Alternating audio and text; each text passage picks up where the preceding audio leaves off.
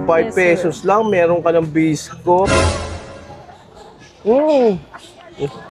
Good afternoon, ma'am. Hi, good afternoon, sir. Ano yung mga ino-offer mga foods dito? Sir, nag-offer po kami ng frozen yogurt po. Frozen yogurt? Yes po. Sa Wow, street lang, sir. Oo nga, kakaiba Yes, nga. Sige nga, madam, bigyan mo ako ng isang bestseller mo na fresh yogurt dyan. Sure, sir. Yun. Sariling gawa niyo yan, madam? Yes po. Wow. Ay, yogurt niyo. Eto, Yun, sir. no? Anong toppings niyo, sir? Dito, sir, we have po cereals po. Mix po siya eh. Sige, madam, Yes, lagyan po. mo. Kung ano yung pinakamasarap na Sure, toppings sir. na pwede mong ilagay dyan. Healthy ang yogurt, di ba, madam? Yes po. Lalo na, sir, homemade po kasi yung yogurt namin eh. Ay, yung toppings niyo. Yes po.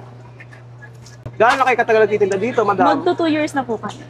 Tingnan oras kayo nag-open. 4 p.m. po until 12 a.m. po. Tapos, ano na yan, madam? Ito, sir, cornflakes po. Cornflakes? Yes Sige, po. madam. Isa rin po to sa bestseller namin, sir. Okay. Walang skyflakes, madam? Wala, sir. Ito, sir, frosted to ng Kellogg's. So, medyo mga pricey. Big time. Yes Kellogg's po. talaga. Sa SNR po yun, sir. Then, sir, we have naman po homemade na biscoff naman po. Ito po yung bestseller namin. Kaya, sobrang dami po lagi nang sinaserve namin. Biscuit? Di ba peanut Yes butter po. yan? No, sir. And po, Ay, yun o.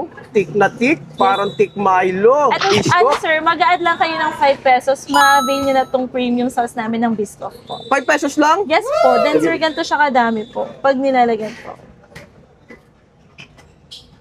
Wow, 5 Yes, sir. pesos lang. Meron ka ng biscuit na creamy. Yes, sir. Homemade din po. Kasi. Homemade pa, Yes sariling po. gawa. Talagang legit Yes at po, uri. para lang ma-serve din po kasi namin sa street. Ito, Yun. sir, meron ka ng fryer po with biscoff na for 84 pesos na lang. Wow, napakamura. Yes. Magkano to, madam? 84 lang, sir. 84 pesos. Yes. May yogurt ka lang ba? Na masarap at healthy pa? Yes, sir. Homemade pa siya. Tuwing No artificial pa. no artificial. Yes. Talagang natural talaga ang Yes gamit po. ni madam dito. Saan po yung exact location niya, madam? Sir, dito lang po kami sa tapat ng Bomber Covered Court po. Sa kahabaan ng Idolos Reyes, dito po kami sa pinakadulo po, ng Paredes po.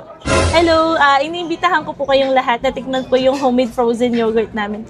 And ang laban po kasi ng yogurt namin is hindi siya ganun kaasim. So, Filipino style po kasi siya. Sa halagang 84 pesos, matitikman mo na yung frozen yogurt nila. Homemade yan, sarili nilang gawa. Get a serving, oh. Oh, itsura pa lang, talagang matatakam ka na dyan, no? Tikman natin, syempre.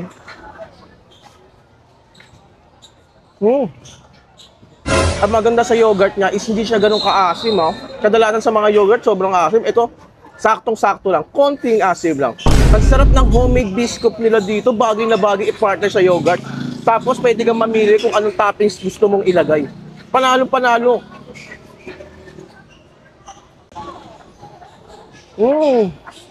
Bagay na bagay ito sa mainit na panahon. Tapos nakatambay ka dito.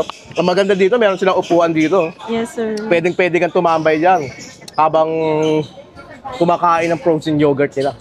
Dito lang yan sa kahabaan ng Idols Reyes Street, sa may Bomber lang.